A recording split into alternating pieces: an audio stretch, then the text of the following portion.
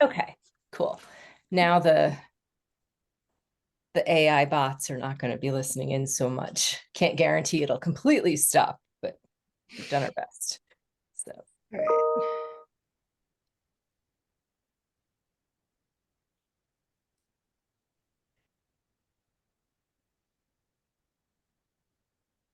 hello, Neil. Greets everyone.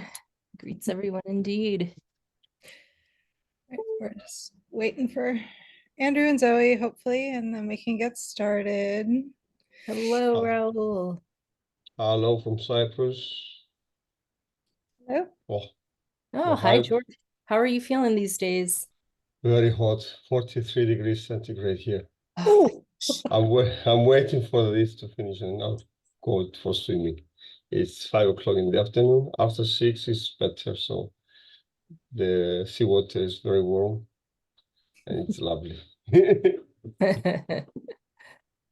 I bet Harry could use some of your warmth, or is it actually warm Oh, there? no.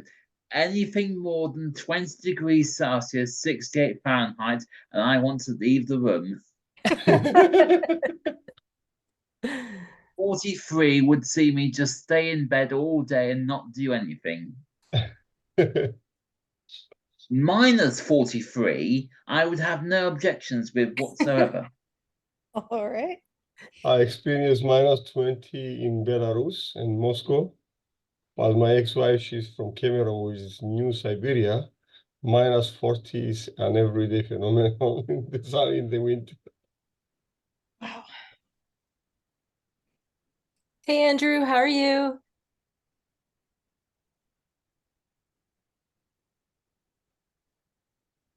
Andrew's here, just waiting for the technology to kick in.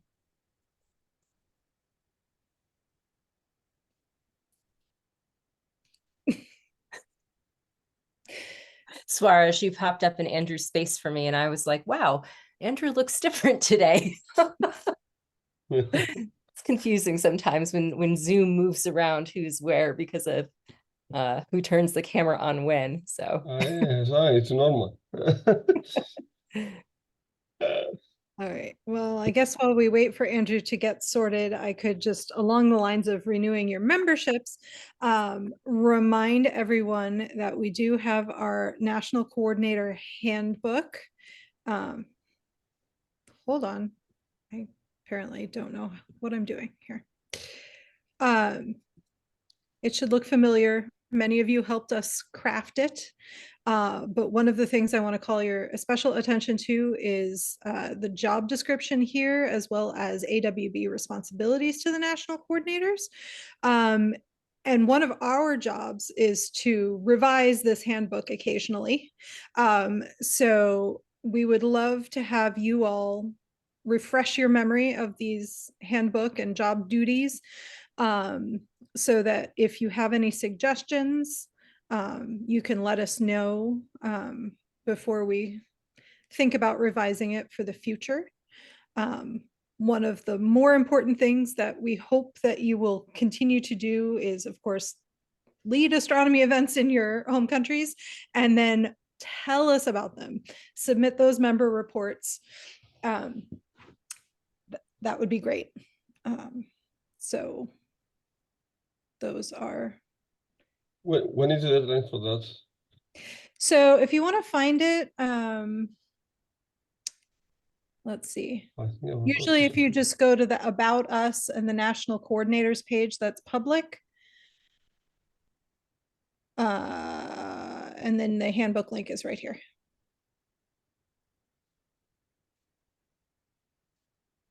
I can put that URL in the chat too. Mm-hmm. There we go. We had this on PDF, right? Yes, you all signed a copy of it. So I'm trying to locate the file right now. fair enough. It should be the same as the one that's just available online if you can't find your signed copy, but all right. Yes, and Andy always requests additional member reports. Let us know. It is summer. I know some of you that means more clouds than other places, but at least for us in the Northern Hemisphere, it's warmer and more easily to be outside at night viewing things. All right. Andrew's with us now, maybe. Okay. All right. So besides those two things, the main topic for today is going to be getting ready for the Milky Way Festival. So I don't know if Andrew, no. Andrew says no.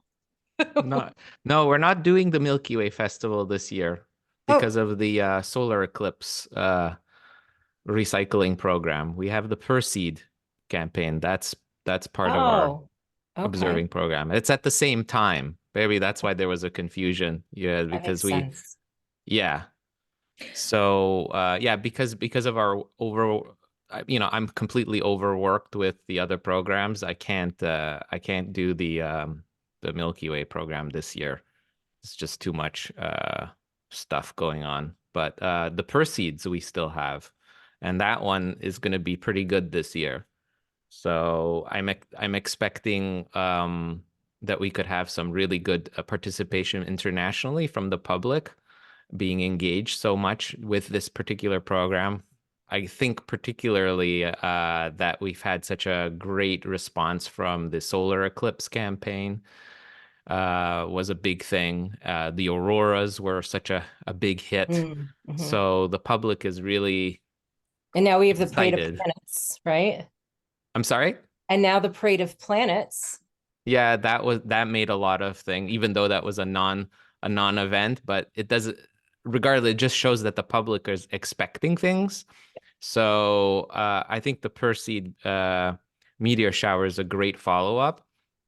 And so I don't know, Lindsay, was there any, I didn't check the schedule. Was there anything else you wanted to bring up before we were talking about that? Not too much. I covered a lot of it while you were still getting on. Okay. Between this Okay. and talking about eclipse glasses recycling, that's pretty much the rest of the agenda. Yeah. Oh, I guess yeah, okay, never mind. We'll talk about that later. But for the Perseid meteor shower, basically can you just remind everyone the dates for that we've yeah, I believe, let me just make sure here. Hold on. Where is it? I have like 20 million windows open. August 12th and the 13th is what we're talking about. Okay. So we're looking to see any kind of participation from astronomy clubs producing a evening for that. So I guess I'll ask you guys, are there any local plans that you know of that's happening for the Perseids this year? Personally organizing or in your region that you know is going to be happening? I'm organizing one for the last 17 years, so this year will not make a difference. We will organize one. And usually we connect around 2,000 people by the beach. We do a small lecture, observations, and after 2 o'clock, we do the scientific research with a selected team. But before that, we have usually the media taking an interview from the guest and us, and it's always accompanied by candlelight, no lights, and either a DJ or someone with a guitar. This is what we do every year for this is going to be the 17th. This is 2008. So, excellent. Peter, I saw you had your hand up. Oh yeah, we also do this annually at the small Tycho Brahe Observatory in southern Sweden. Since we are in Sweden, the darkness will not come until more, 10:30 or something like that is usually when we can begin. But it's like inaugurating the autumn season, so to speak, because before then it's quite difficult to see many stars. But so we invite the public, as I said, annually to participate in this, and it's really a quite great event because you get an atmosphere of expectation there, and you can use a green laser to just to show the stars and constellations. Usually the space station appears, well, I don't know if it's happening this year, but that's something you can put attention to in advance, and everybody are looking up. I mean, they're sitting about 30 people or something like that, just watching the sky. And so things are happening, and while looking for satellites, they will certainly also see eventually meteors, and you have a sharing from the public there. So it's quite a nice activity that we really value quite high. I noticed also while checking this app that the moon this year is rather favorable. I mean, it's not a full moon situation. It is in fact a moon which is rather new, less than quarter, and that can be easily observed by, I mean, telescopes to begin with during the first part of this of such an evening. So it seems to be favorable. Let's hope for the weather. Okay, that's me. Very Great. good. Other Peter? Yeah, the other Peter. Sorry, Peter. Okay, so in the Czech and Slovak republics, there are usually like isolated groups which usually do their own program. In the Czech Republic, it is on north, and Jezero Dark Sky place where Czech Astronomical Society does observation for public, usually with big telescopes showing even some planets. And in Slovakia, it is like more than 30 years. Every year they do like a big campsite in a small village which is called Tepla. They also do EMO observation, and they also do interesting observation of their own satellite, because one of the Slovak astrophysician, he has a small satellite. He cooperates with ESA, and he managed to put it in the Earth orbit. And from that place, they try to just catch some signal from their own satellite, which is also interesting for public. But I don't know if this is somehow interesting for you. If is it, I can somehow make a connection between you and them, because I'm not generally on any of these activities. I usually go away from all these activities, all the big groups, just to do astrophotography of the Perseids on my own. And so this is why I usually not in these groups. But if you want, I can just send you context to these groups, and you can do some cooperation. Very interesting. Okay, yeah. As I'm listening to this, I'm wondering if for the public, it might be interesting to make a little write-up or something, maybe with video, if anyone has it, about the difference between what a meteor looks like versus what a satellite or the ISS. You know, I know everyone gets cranky about Starlink, but you know, if people are seeing things falling, you know, trailing in the sky, maybe just a little guide to help distinguish between all those things. That's a good idea, Lindsay. Yeah, I can tell you from personal experience that is a big thing for the public, is understanding the difference between these streaks of light in the sky and identifying which is which. So that is a good idea. If we had I don't know if someone here is up for that, to do a little guide of showing what the difference is between these different kinds of objects, the moving objects, like an airplane. What does an airplane look like from what a meteor looks like, from a comet even? People don't know a contrail of an airplane. They're all different, and of course satellites. It depends on the public. We start on the 8th of August at the Eurospace Center. It's a space camp. There you find 2,500 persons last time. So it's very much, attended, many people, and you have conferences, you have explanations, you have panels, and various sites within the space camp. It's a big event normally, and we always take part to it. We've done it since 2002, And it started in France in 91, the night of the shooting stars.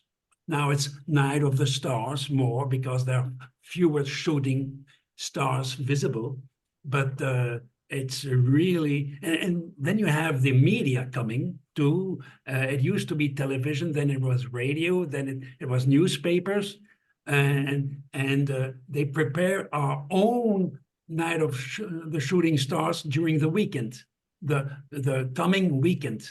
And that's why we first go to the space camp and have the big gathering. And we usually have conferences by people, by professionals, for instance, people we know, or as a plan B and a plan A. But when it's plan A, if it's nights, beautiful weather, and we even look at the sun during the day. And when it very late, after we've had a chance to eat, then we can go out and deploy our telescopes. But otherwise, there's a plan B with bad weather, but conferences going on. So it's really very active. Yeah. Okay, so I think the idea of having an article, a little blog entry about that, a guide, a visual guide would be nice, about being able to distinguish between these different things. Is there anyone here that would be able to put that together? Can you specify again what exactly is supposed to be done here? So I guess this would be a little guide, and if you have photographs, that would be fantastic. An article, like a short article for the public. Short article about the differences, what is in the sky, right? The topic about the meteor shower or contrails or the other stuff, right? Yes. Yeah, kind of the differences so that they can be able to identify that it is in fact a meteor that they're watching and not a satellite, not a. Okay. Yeah. Right. Yeah, I can do that. And do you have photographs for that? Yeah. Basically, I can find some photographs of or even video, right? Because the speed is sometimes important. I don't have videos. Video, but that's okay. Just thinking, I mean, if it's just about a short article, I can do like a small categories, what like how the plane looks like in the sky, that it actually has the periodic shining, how the meteor looks like. And just like items, how you can identify that. And for some of them, I can have my own images. For some of them, I just find some public image, because I guess, for example, a trail of any plane in the sky can be even found in Wikipedia or something like that.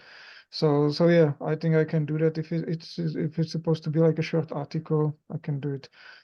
Just Absolutely. about that. I wrote to you, Andrew, actually, if anything is needed from me, would be better if you send it me also directly to my email address, because I just found now you had several requests to me and I didn't answer you because I just didn't check the inner system. So I'm very sorry I didn't answer you before. But for such things, I can be actually very helpful. I just need to get this direct request in my email. Okay. Is it possible? Okay. Yeah. I'll directly email you, Peter. No problem with this, Thank and you. so we can be in contact regarding this. Perfect. Okay. Good. Perfect. Also, I'm looking at, maybe I was thinking we could have public polls online, so since we do a lot of this online, is asking people about how many meteors they've seen. We can ask for people to share their meteor shower stories of the past, what it's like. It's very much like a family-friendly event, and so that could be something that we can also do. I'm interested also doing a live stream of the meteor shower. We've done this in the past, and it's been extremely successful for AWB on YouTube and Facebook. It brings in a lot of new people, raises awareness of AWB and our programs. allows us to do fundraising also through this venue. So it's a very valuable thing to be able to do a live stream. So I'm going to ask, I don't know, in this group here that we have right now today of all our NCs here, is there anyone here that can provide content for a live stream, can show the meteor shower through a live view? That's one way of contributing, or contributing content like images that you've taken as a guest on the live stream as well, coming on as a guest, showing maybe scenes from a public event, you know, of it just being a little view of a, so because we usually do a when we do a live stream of an astronomical event like this, it would be maybe, because the meteor shower is like an hour or 2 hours, something like that is the length of a live stream. I usually host this. And so it would be just lovely to have different types of content that we can also bring in. So it could be a guest talking about meteor showers, talking about what events are happening locally at the time, and also pictures and videos, all that kind of good stuff. So I'm just going to throw that out now for discussion. There's any input on that. I know that just so you know, I know Jeff Dye usually does that from China. He's really up on that. Gianluca Massi in Italy also does that. Neil, I see your hands up. Yeah. So yeah, it was Jeff Dye. Did he do the Geminids in last Yeah, December? Because that was Yeah. awesome. I found myself watching that for a good hour or so. That was really good. If anything, just I don't have the kit, a low light camera with a wide angle lens, I guess you would need. Maybe if could get a little advice about what kit I might need to do that, then that would be useful. It's obviously August, so it's probably only going to be dark from, I don't know, 11 till 2 in the morning or something like that. I'm penciled in maybe doing a little family shooting star camp nearby here with someone who does loads of family and kids stuff. So I might be able to do something like, you know, do some interviews there, or have the kids looking, you know, I don't know, looking up from their armchairs, looking at the skies type thing as part of the live feed, if you wanted me to. But that's in very early stages of organizing that at the moment. Yeah, So- definitely. I mean, I you know, just thinking off the top of my head, you know, the idea here, I guess if you have something like that, is just give a sneak peek of what it looks like, you know, what that event looks like. But I think it's going to depend on the timing too, right?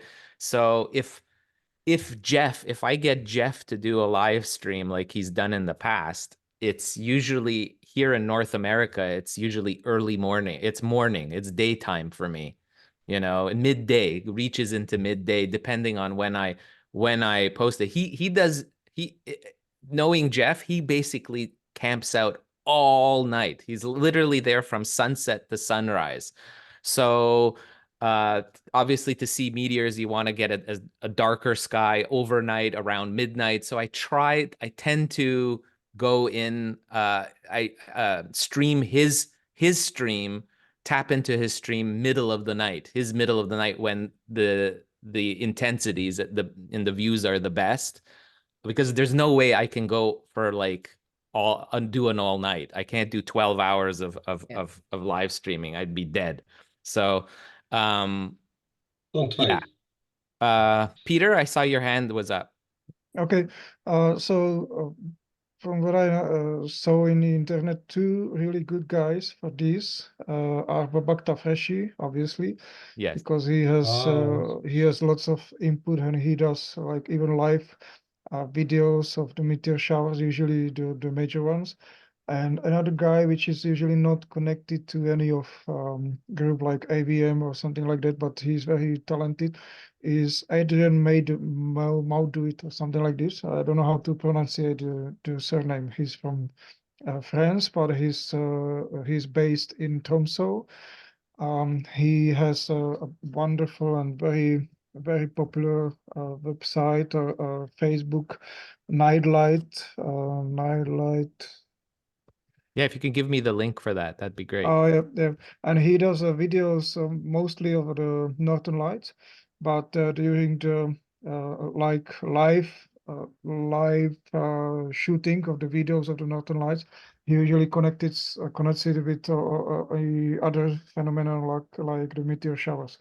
The only issue in this particular case could be that he is focused on that usually from that place, and as we know, Perseids meteor shower is still in time when the northern hemisphere, the part where the Tromsø is, there's the white night. So for the Perseids, I don't know if it can work, but for any other meteor shower like Geminids, it can work very well because he does like live videos, and you can check them even on YouTube. And I will find Facebook as well. But his name is Adrian Maudut. Okay. You have Hey, a Andrew? link? Yes. So one thing that I'm thinking of with this is, I know that one overarching theme right now in astronomy is that we want to support the Southern Hemisphere more. And, that's not the meteor shower won't be visible from there. And this takes place during the GA, since it's the 12th and 13th, which is in South Africa. So I'm wondering if maybe there's some kind of opportunity to, get the word out to specific observatories and astronomy groups in the Southern Hemisphere with the help of our national coordinators. And then it's possible that we could get some funding to help with this program too, because there's, like I said, there's the movement to support astronomy in the Southern Hemisphere. So anyway, that's just my 2 cents. Let me know what you think. I'm sorry, thank April, I didn't quite understand what we would do with the Southern observatories. Like, do Right. you So mean it would be stream to, them? I'm sorry? Do you mean to stream to them, to their Yes, audience? to stream to them. Yeah. Okay. Yeah. So they Oh, could so have, they could have like program. a viewing Yeah. kind of parties or something? Exactly. Yep. Oh, okay. Yeah, well, if we do that, we better make sure we have good feeds. I wouldn't want it to absolutely. be a bust in terms of that. So that's the only Absolutely. thing. Like Yeah. that puts a lot more pressure on us to make sure that we have the feeds, and we have to have multiple. So maybe what Peter, like what Peter was saying, is involving other streamers.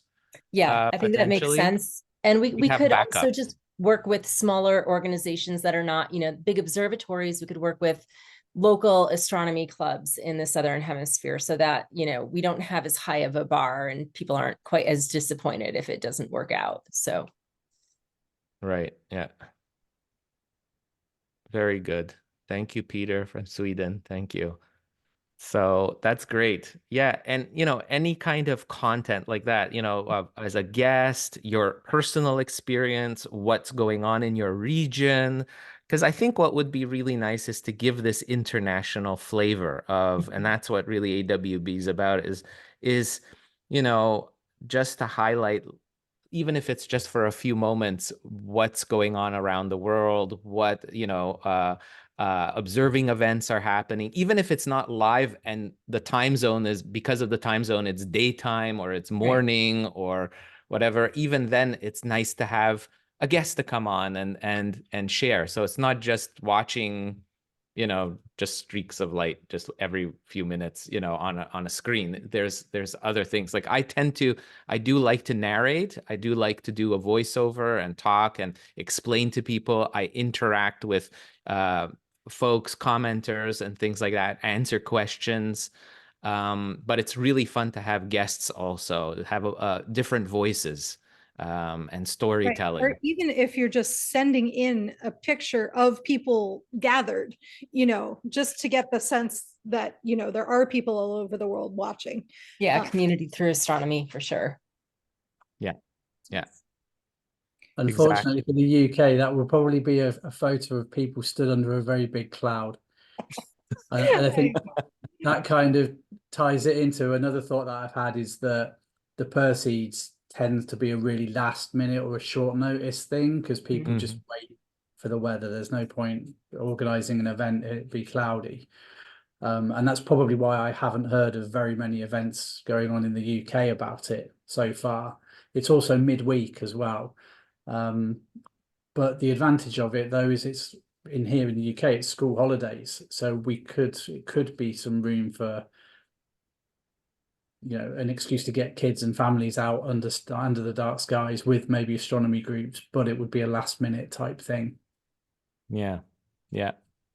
It is, yeah, I can see that for your region, definitely. And that's why kind of I always like to have backups for virtual stuff, is where there are different, you know, in case of cloudy event, there's someone we have on tap who's going to have a clear sky. That's the challenge, right? With doing a thing like this. So far, I've been very lucky with Jeff. Jeff has been getting some clear skies every time we have this. He has beautiful skies, and he sets up in spectacular, really beautiful nature locations.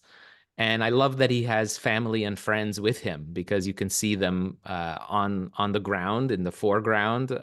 People, it really puts a perspective. It's not just a view of the sky above. He always tries to put landscapes and stuff in. So it's actually quite an enjoyable live stream.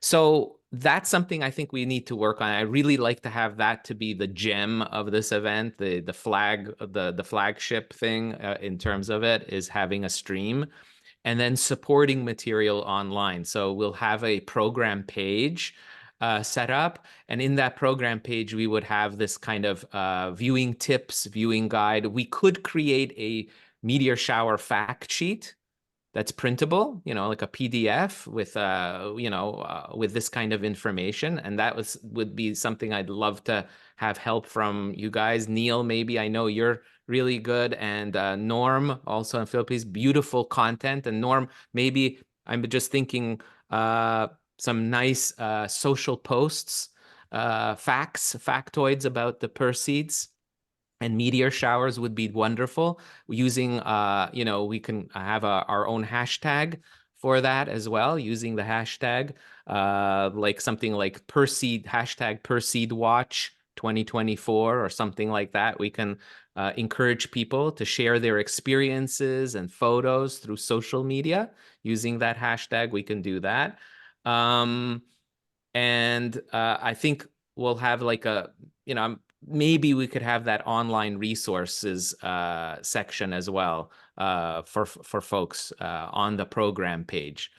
So I'm going to basically put a skeleton of that page up very shortly, so that it's up and get people, to see that that's where to go. And I think we have some rudimentary information from the past that I can recycle to put as a placeholder. But really, if we could get content from you guys, that would be the best, is that showing that it's, international. So it's lovely to see from different countries, even if it's a little blog, a little entry, anything that we could put onto the page and share there. And I think, Lindsay, in terms of technical capability, we can, I think, maybe share on that page specific Perseid blog posts. We can kind of embed that, right? People's blog posts. I feel like posts. Zoe's figured that out before. I don't remember how to do it. Yes, I think for the eclipse, I think there was the same thing for that. So let's say you guys,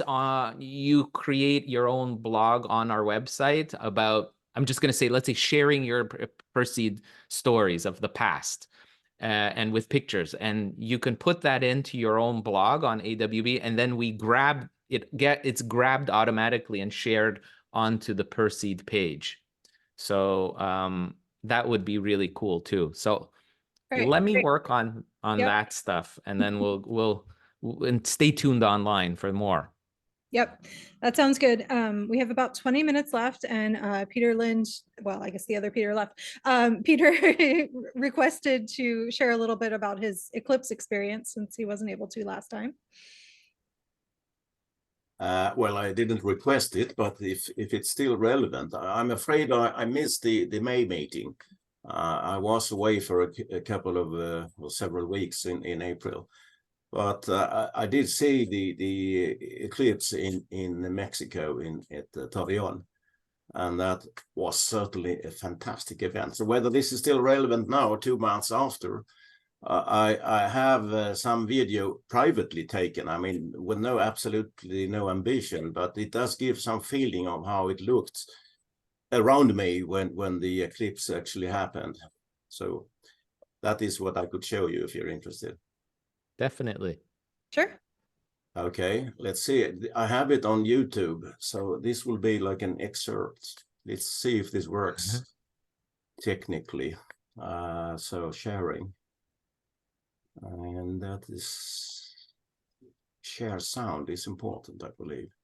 So there will be some sound in Swedish. I'm afraid some of it. And while the video is running, I cannot talk, I believe, in the microphone here. But let's see what it look like. Trying to get this in full screen. So before starting it, I mean, this was a great event also locally with lots of people. We were in a specially designated area at the planetarium of Torreon. But outside this area, it was a park full with people. And all of them were preparing to actually see the eclipse. The weather was not very promising at all, in fact. So it was not until rather late into the partial eclipse that you could see something. But what in fact, when the eclipse, the total phase began, then the clouds were not that terrible. I mean, it was high level clouds. You could see through them, and it became a very fantastic event. So I'll run this, see what happens.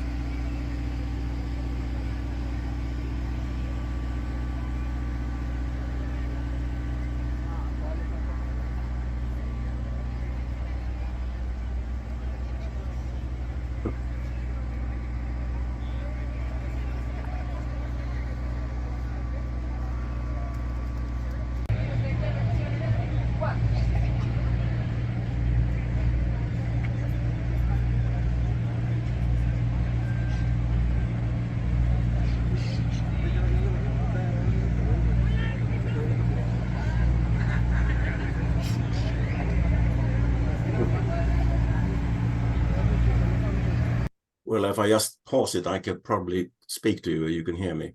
So you notice there were a lot of media, of course, a lot of media, a lot of local amateur astronomers and some professionals and someone from Sweden as well, obviously.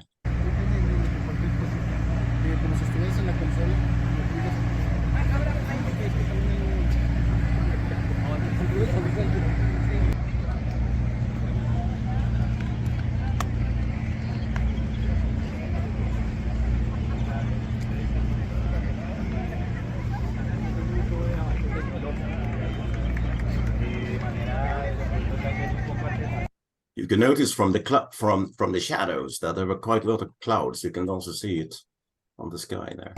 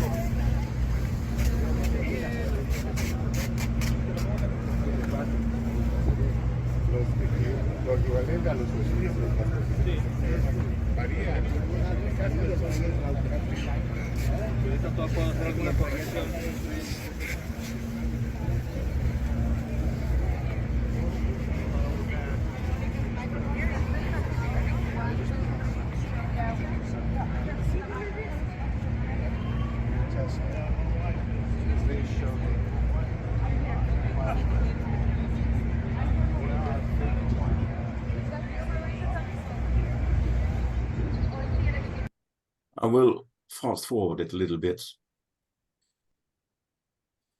like to here, something like that.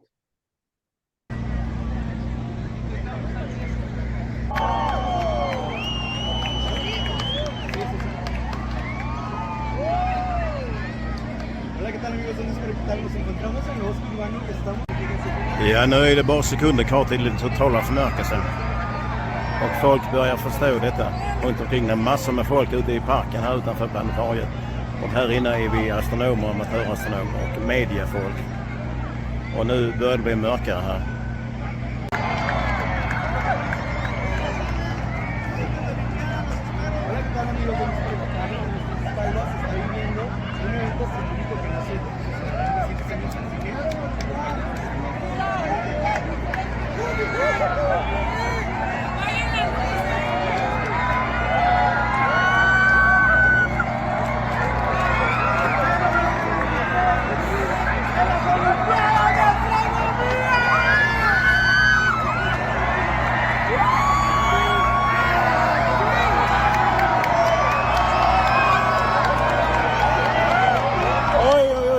Herregud, det är ju fantastiskt.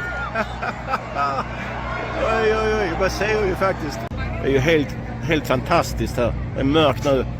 Alla står och tittar och det är ett enastående skådespel helt enkelt. Vi ska se vilka film någonting här med den. Det går inte riktigt med videon. Men det är mörkt, man kan se här det är mörkt. Och runt omkring oss är det ljus. Vi befinner oss i månskuggan just nu. Ja, det är ett enastående upplevelse. Okay, so eventually I was able to get a few pictures myself. I never had any ambitions at all, more than experiencing this together with my daughter, by the way. So it was really a fantastic experience. It's the second eclipse I've seen, but it is certainly not the last one. Okay, that's more or less what I was thinking of possibly showing you. All my preparations were very bad in terms of having instruments or practicing, exercising the exposure times or focus or whatever you need here. So I had no ambitions. So considering that, I think it was rather successful anyway. And this is still through clouds, by the way. Yeah. So you see there is a diffusion of light. Okay, so that's all. Let's see if I can stop the sharing. Okay, sorry for that was fantastic, Peter. It's all done with the small. With no ambition, just my phone, of course. Excellent. Yeah, and you could see that was that Jupiter next to the sun, right? Venus. Or was it Venus? Oh, it was on the Venus. right side. On the right on side. The right side, right? On the daylight right side. So yes, it was Venus, which of course in itself was interesting to see. Why did you have I was never possible to use I didn't really prepare it anyway. My smartphone to actually record the eclipse phase itself, but I had another small camera there, which was intending to take some pictures, and I succeeded. I mean, it's about 4 minutes and 15 seconds that we had, and how do you use those 4 minutes and 15 seconds? You don't want to do technical stuff all the time. You want to experience it most of your time. And since I was there with my daughter, this was planned in beforehand. So it was a very private and very, very beautiful experience. I almost cried, to be honest. And some Mexican television station came there and wanted to have my impression immediately after the eclipse. I don't remember what I told them, but so it was great. It's kind of scary, isn't it?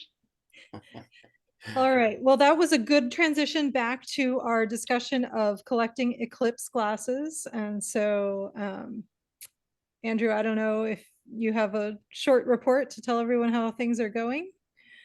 Yeah, I mean, Zoe would normally do this, but she's still very busy with the organizing the glasses campaign in terms of where they will be going out to. Destinations in South America, definitely for October, and also looking at Africa for next year and beyond. And of course, Neil's going, don't forget me too. You definitely in the UK too. So she's really working on that stuff there. So I can't really speak too much about that, other than I know she was very interested to see out of you guys in terms of national coordinators of getting glasses. We have lots of them. We have unused ones, we have lots of used ones, and we're talking literally hundreds of thousands to millions that we've collected through hundreds of collection centers. And of course, yes, Suhail got some really our number one glasses destination right now, which was very heartening, I think, for the community, for the collections community here in America. Suhail, it really means a lot because it shows that this is what is driving a lot of people, is they want to connect, they want to see where it goes. And I love that you sent those pictures, and we're putting them actually into our next we have an Eclipse glasses collection newsletter that we're putting out. It's going out to almost 3,000 people who've signed up for that. So it's very heartening for them to see, and it motivates them to continue doing the vetting, because it is a very to check the glasses when you have thousands and thousands of them, and some of our collection centers literally have hundreds of thousands of glasses. It's incredible how many there are. It's just blows your mind, and it's literally across United States, and Canada is also involved in it. And it's just lovely to see people, even children, everyone wants to take part in it. And so to see this kind of connection internationally is very important. And so I guess what Zoe was telling me was that she would love to hear if any national coordinators would like to organize something for locally in their region to receive glasses. Again, these can be, a couple of thousand in one box. You can fit up to 2,000 in a single box. It could be carried by an individual on an airplane, basically, right? Suhail, that's what you had, an individual come to you, right? Like that. Yeah. If you want me to share how it went. Sure. You have something to share. So basically we got solar glasses and we got the Unistellar scope. We are part of the Citizen Science Now program. And it was very funny because this Lauren from SETI Institute, she was just 20 minutes away from my contact in Georgia. So that was such a coincidence. So she went physically to bring the scope to my friend in Atlanta, and because they're coming to visit Kosovo very often, and so they brought the Unistellar scope and they brought the 4,000 solar glasses. So thank you to the AWB community and whoever donated those. And yes, we made sure to take pictures of the whole journey from the beginning to when it arrived to Kosovo, and I sent some to Zoe. I think you already have them, right? Yeah, absolutely. We have more we have not sent to you yet. Ooh, and okay. We are using them with the activities we had here at the observatory. We had some outreach events for Children's Day. So because they are very rare and you cannot find them here in this part of the region. You cannot even make them. So we are very thankful to your donation. Yeah, it's such a pleasure, and this is what it's about, right? This is the essence of what AWB is really here for. And I think what drives so many of us is this wonderful story of connections and making something like the Eclipse accessible. And so remember, when it comes to these glasses, they're not just for, when there's a totality, right? And when there's a totality, actually those moments of totality, you don't need it. It's not for that little thin strip of land that has the totality. It's for any partial eclipse. It's any other phase of the, if the sun is partially eclipsed anywhere, even a little bit or a lot, is when you use the glasses. So these cover very large geographical regions. Partial eclipses. Also, these glasses are wonderful for educational purposes, solar education. Remember, we're heading right now we're in the middle of solar maximum in the 11-year cycle, and you just look at the sun with glasses, you can see its freckles. It's got spots all over it. It's a wonderful opportunity for learning. And I know, Suhail, for your astronomy camp for teenagers, it's a great tool to use. And that's why we're also saying, hey, even if you're not in the path of an eclipse, you might want to be considering to doing solar education with teachers, with any kind of informal, formal educators who may need this resource in your region. It's a wonderful gift, educational gift to give, and and it also provides a great story. It's a wonderful story that your astronomy club, your entity can take part in these international relationship building. That's what this is. And so keep that in mind. If you have any questions about that, you would like to be interested to get more information about getting glasses, contact Zoe. Zoe through her email. That's the best way. She's organizing. She knows where all the glasses are, and we can make arrangements with that. Neil, I see you have a question or a hand up. Yeah, thank you. So after our last meeting, I met with Harry and Zoe, and we were talking about getting some eclipse glasses over for the partial eclipse next year. I forget what date. And this is the first time I've had chance just to update Harry as well. So since then, I've spoken to a company called First Light Optics. They're one of the big telescope retailers here. They've got experience of importing stuff from everywhere. So they've said that not only can they get them over from America, they can also store them and they can also distribute them.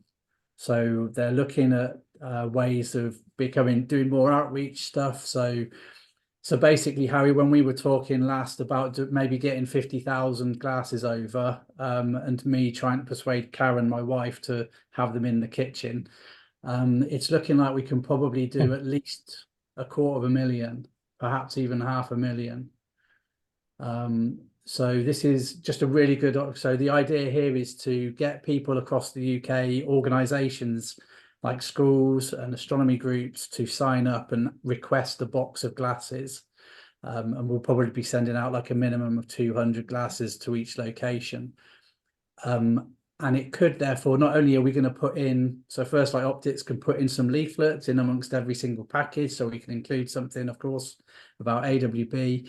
We could also maybe try and do it as a little bit of a fundraiser as well. So, you know, for a fundraiser for AWB, and maybe get a little bit of money in the pot so that we could send the likes of Suhail and other people glasses, you know, who can't necessarily or would struggle to get them or import them without the money.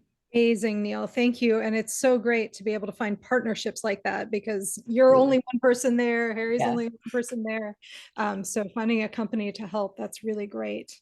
Yeah, they're really bought into it. So my action point from that meeting, Harry, was to build a form to allow people to register an interest in these glasses. So I haven't done that yet, but I'll update you soon when I have done that. Well, I'll just say this. Gad Zooks. 500,000 in a box.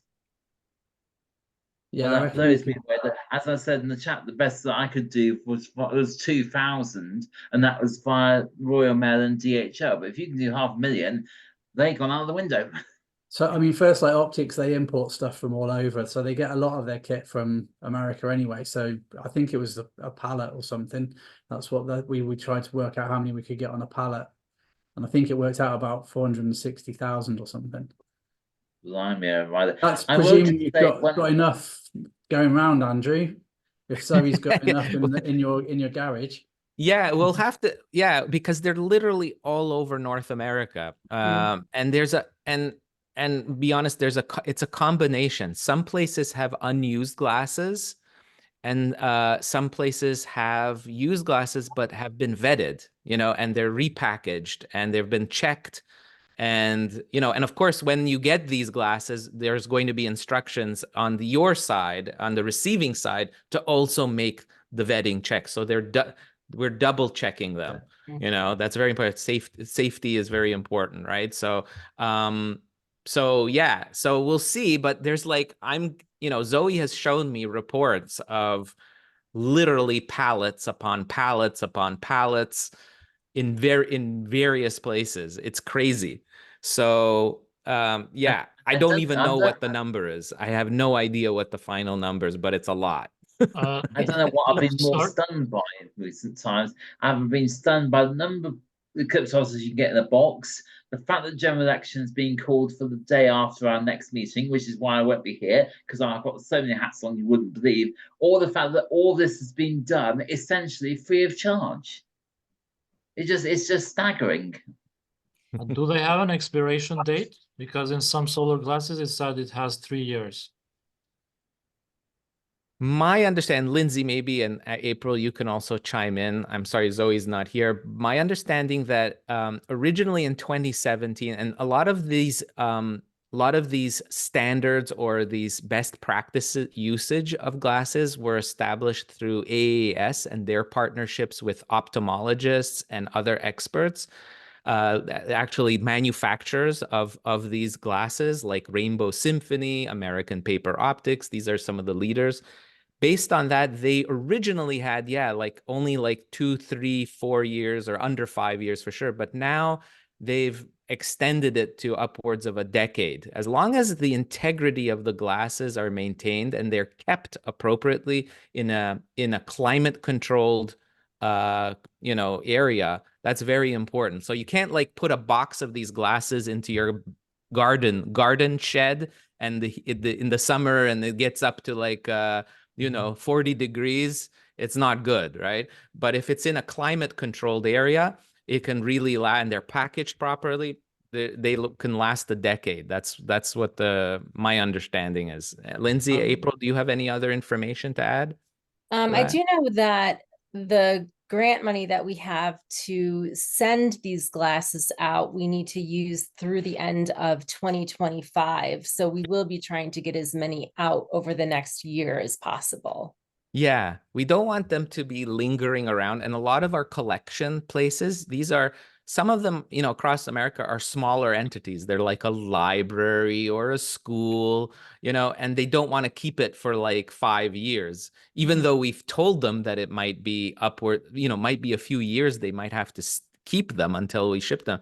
A lot of them, we'd like to have them shipped as soon as possible for the next few eclipses that are coming up. I think October and March are the next 2 ones that are coming. Just to share this last info, the solar glasses that you donated, we are also sharing them with, so recently we were some activity in Albania, in North Macedonia. We will donate some to Turkey. We have some astronomy clubs over there. So it's not just us keeping them here. We are also distributing to other communities because it's very rare to find them here. So that's Suhail, can you put a little post, just even a few lines onto the website about that what you just said? Just if you can put that into writing, even if it's like 3 sentences. I know you're very busy, but it would mean a lot because then we can, hearing it from your voice, what you're doing like that is gold. That's gold for the community. Very, very good, motivating. But we were lucky to have friends in United States because shipping them over in here is very expensive. Plus, you have to go through these costume procedures. But now I'm calling these the solar glasses smugglers because we call them mules. We've been calling them mules, glasses mules that are going, smugglers. Yeah, exactly. And it's much cheaper, and also it makes a fantastic story, right? Because it's individuals, they're going and giving the glass, because I saw the people in the pictures that you provide, big smiles, like the smiles were so big, and I can tell it means a lot to these people to do that personally. So it's a great way of individuals being able to do good work. Yeah. Great. Okay, thanks everybody. We have gone past the top of the hour and I know it's very late for some of you, so thank you for sticking around. Our next meeting is scheduled for July 3rd at the same hour. Some of you have already sent regrets because you have other plans. Understood. We'll post the video as usual. Yeah, thanks very much, everybody. See you next time. Thank you, everyone. Bye. Clear skies. Cheerio, guys.